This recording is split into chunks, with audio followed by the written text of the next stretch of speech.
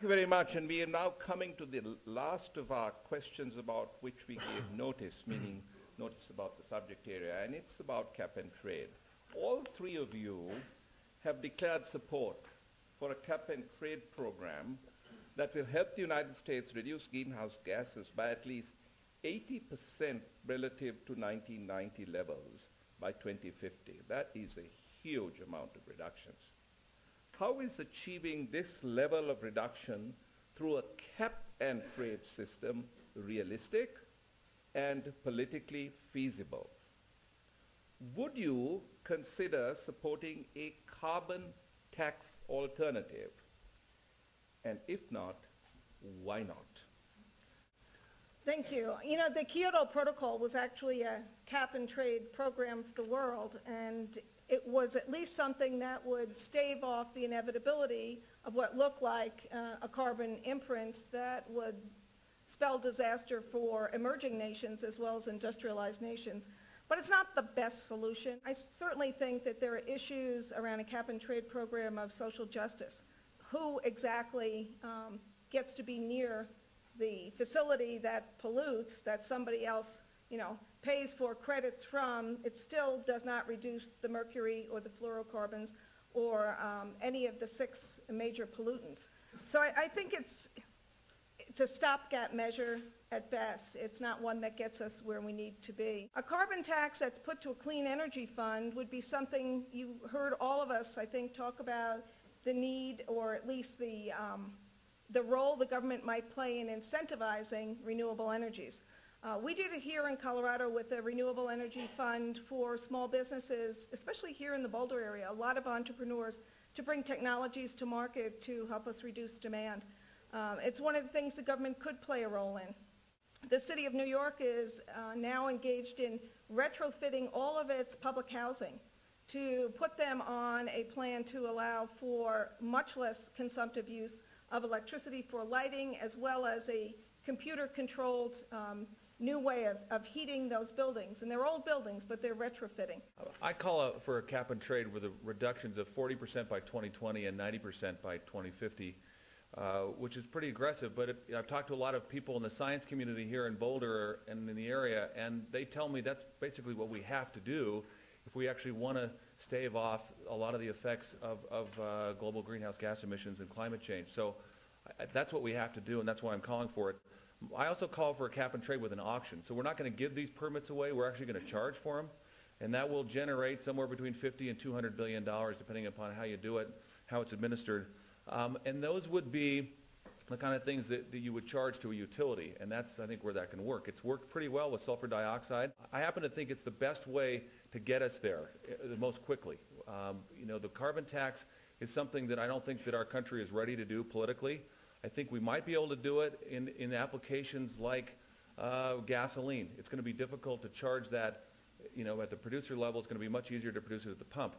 And Joan, I agree with you. There's some equity issues as well on this. I think we ought to be able to use some of the revenues that we generate, both from the carbon tax and from the auction, to help ease the pain of people who are in a low-income circumstance, and to help them pay for the increases in costs of energy that they're going to endure. We're looking at a budget that is way out of balance right now. This could be a tremendous source of revenue to pay for that, as well as the investment tax credit. And so I would be absolutely for the cap and trade program with the auction. Thanks. I also think that we ought to take that money that we have left over and reinvest it in the kind of things that we've been talking about already, in cellulosic ethanol, so we can provide it. But I also think in terms of looking at our transportation, not just as a liquid-based transportation, but about electrical-based.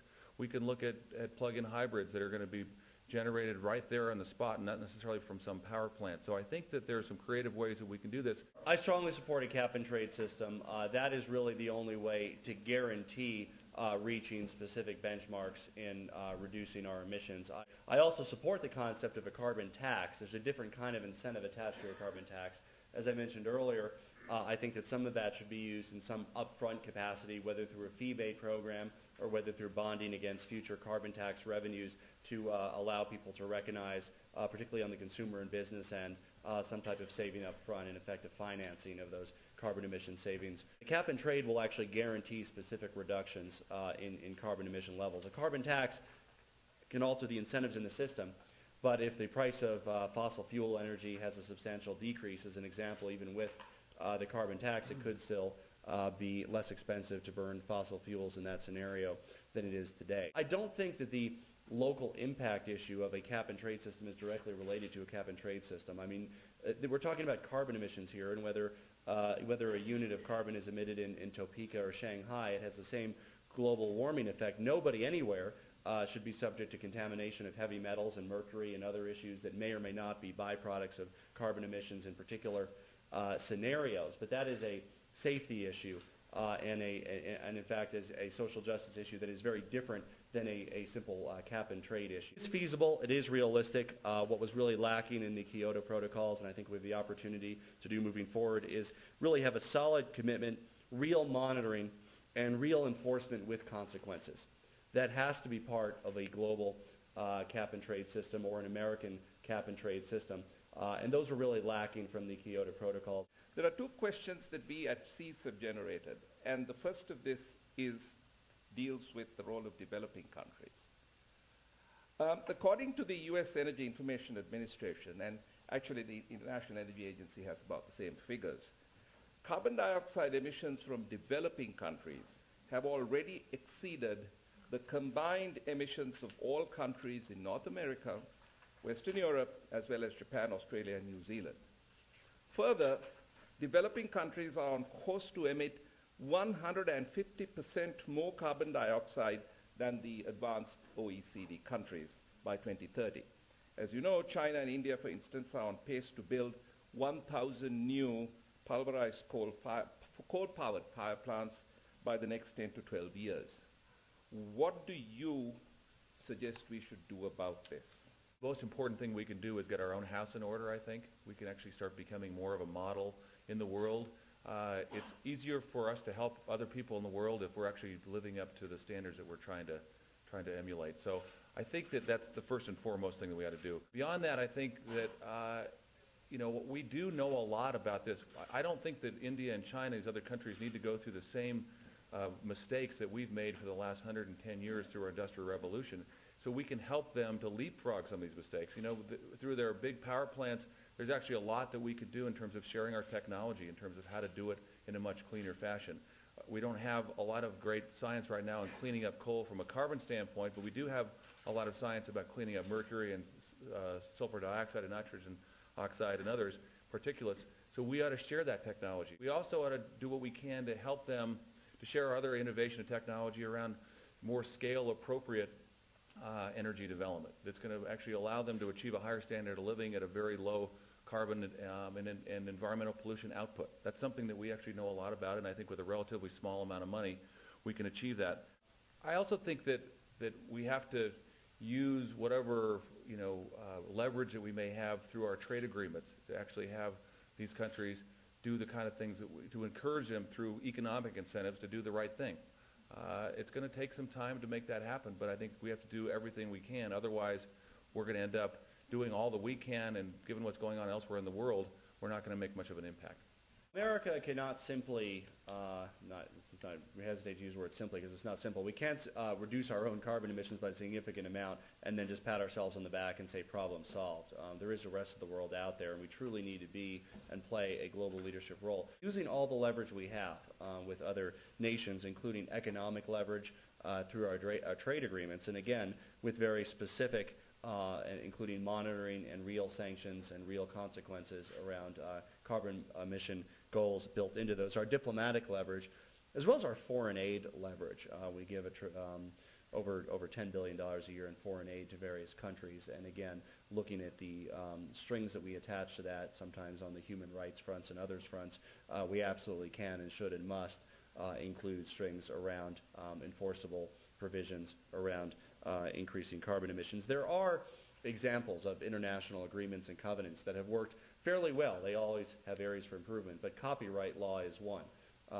One of the requirements for admission to the World Trade Organization is respecting intellectual property covenants that occur nationally. And yes, there's still some nations that are catching up, but many developing nations, including India, have become part of the international intellectual property covenants. And again, these are important trading partners of ours, but that relationship goes both ways. Yes, there are many jobs and great economic success in India and China, but we can't forget that it relies on Americans buying those products, be it at Walmart or anywhere else. It is us that are fueling, in many ways, the economic engines that are spewing carbons into our atmosphere in the developing world. So we have, with that, we are in a place of tremendous leverage and power. We have not used that at all in this area. We have a potential to use that. It will take a strong president backed up by a equally resolute Congress. And again, these are important trading partners of ours, but that relationship goes both ways. Yes, there are many jobs and great economic success in India and China, but we can't forget that it relies on Americans buying those products, be it at Walmart or anywhere else.